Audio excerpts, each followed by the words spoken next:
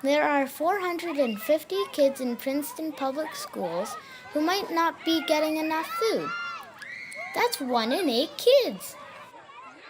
And when I think about my class, that's 2 people I know. We frequently hear about people in need.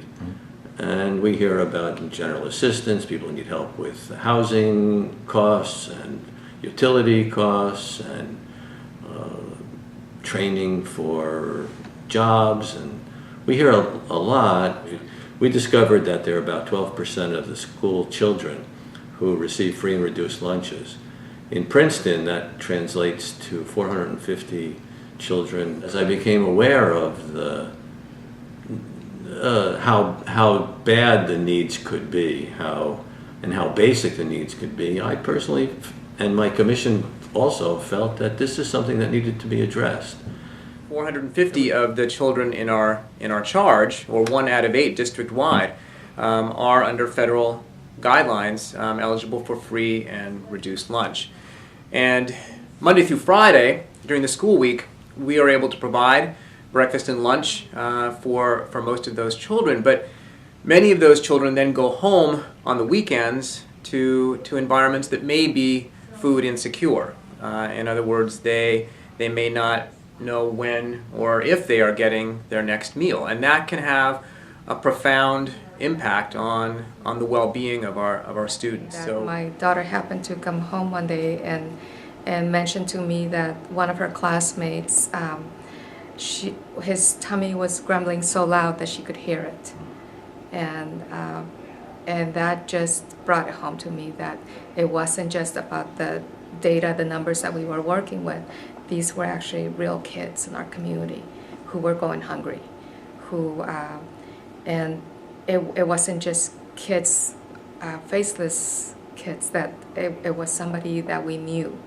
We've got a whole bunch of kids, about 25% of the kids here at Johnson Park are eligible for free reduced price lunch, and our concern was while we feed them during the week, we weren't sure what was happening over the weekends, and there's research to show that hungry kids don't learn as well as kids who are fed, and so we wanted to be sure that the youngsters had the nutrition they need and they weren't worrying about where the next meal was coming from. The process with which we are able to address this is one that includes 3 primary participants in our group, and those 3 participants are the Princeton Human Services Department, the Commission, the Princeton Schools Board and System, and Mercer Street Friends. The idea that the kids who are enrolled in free and reduced meals certainly get some assistance from the school and a healthy and nutritious breakfast and lunch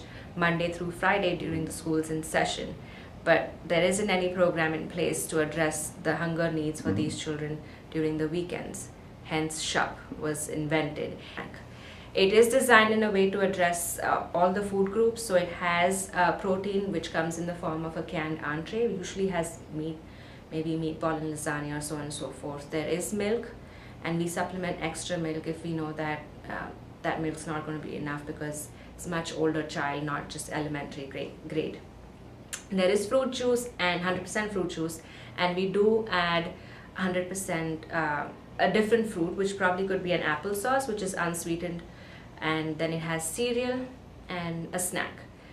We say it's $165 per child for 33 weeks, which if we were to go shopping ourselves, we would never be able to put together 33 weeks worth of food in $165.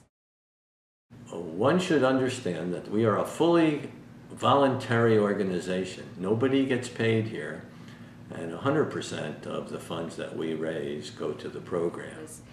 What appealed to us the most and shocked us was to know that how many kids in Princeton are, like food insecure, and for just a group of volunteers to leave some other fun activities that they might want to do on a weekend and sit down and put together this group and say that, this is very important, we need to address this.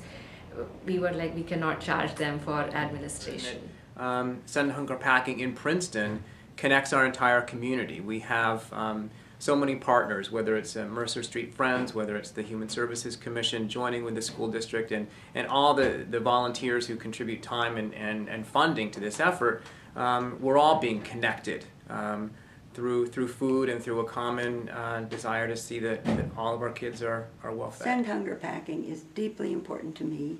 I've lived in the community for 40 years, was part of the Human Services Commission. In the first place, the collaboration is wonderful. But more important than that, the children in this community should have to go hungry is astonishing, and it's obscene, and we have to help make it not so. And I rarely go out like this and really beat the bushes and beat the drum, but this is deeply important. David and I have committed to this, and I have sent messages and emails, and I'm not ashamed to plea, because in this community, no child should go hungry. So I think Send Hunger Packing is a tremendous effort, and it makes me proud to be in this community. We still need lots of help. To give money to Send Hunger Packing Princeton, go to www.shopprinceton.org. You can also find us on Facebook. Thank you!